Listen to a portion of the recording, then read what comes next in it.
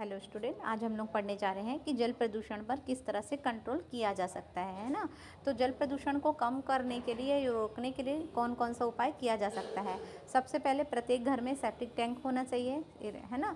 उससे क्या होगा, वेस्ट जो है वो पानी में कभी भी नहीं मिक्स होगा, है ना। प्यूरिफिकेशन के पूर्व जो है इंडस्ट्रियल वेस्ट प्रोडक्ट को जल में डायरेक्ट नहीं डालना चाहिए। बिना प्यूरिफाई किए इंडस्ट्रियल वेस्ट को डायरेक्ट पानी में नहीं डालना चाहिए। जल स्रोतों से पशुओं को दूर रखना चाहिए, उन्हें नहीं नहलाना चाहिए, है ना। लोगों को नदी, तालाब, झील में स्नान नहीं करना चाहिए। इंसेक्टिसाइड, फंगीसाइड्स आदि के जो डिग्रेडेशन करने योग्य पदार्थ हैं उनका यूज़ करना चाहिए। ऐसे पदार्थों जिनका डिग्रेडेशन जो है वो हो सके उनका इस्तेमाल करना चाहिए, है ना।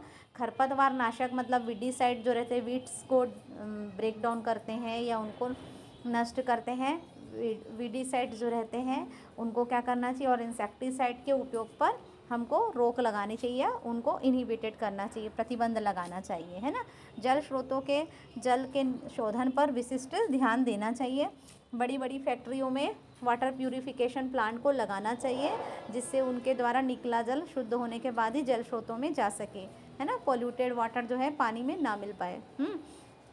इसके अलावा नगरों में जो सीवेज वाटर होता है, जिसे हम वहित मल भी कहते हैं, सीवेज वाटर को आबादी से दूर छोड़ना चाहिए। सीवेज वाटर में कार्बनिक वेस्ट को कम करने के लिए ऑक्सीडेशन पॉन्ड या फिल्टर बेड का प्रयोग करना चाहिए। पशुओं के प्रयोग के लिए अलग जल स्रोत का उपयोग करना चाहिए, मतलब जहाँ पे पशुओं को नहलाते हैं उनका जो है जल स्रोत वो अलग रहना चाहिए।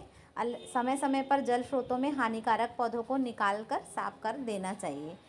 इंसेक्टिसाइड और वीडीसाइड्स मतलब वीड्स को नष्ट करने वाले और कीटों को नष्ट करने वालों का कम से कम प्रयोग करना चाहिए। टेम्परेचर और एटॉमिक जो थर्मल पावर प्लांट है उनसे निकलने वाले जल को ठंडा होने के बाद ही शुद्ध करके जल स्रोतों में छोड़ना चाहिए, वो भी थर्मल पोल्यूशन का काम करते हैं। कुछ मछलियाँ हानिकारक जंतुओं के लार्वा या अंडों को खा के उनकी संख्या को कम करती हैं, उन्हें जल स्रोतों में पालना चाहिए। जैसे गैम्बोशिया मछली जो है मच्छर के अंडों और लार्वा का भक्षण करती है, ठीक है। तो कंट्रोल ऑफ वाटर पॉल्यूशन मतलब जल प्रदूषण जो है उसको किस तरह से नियंत्रण में किया जा सकता है, उसके लिए कुछ हमें प्रयास करने चाहिए।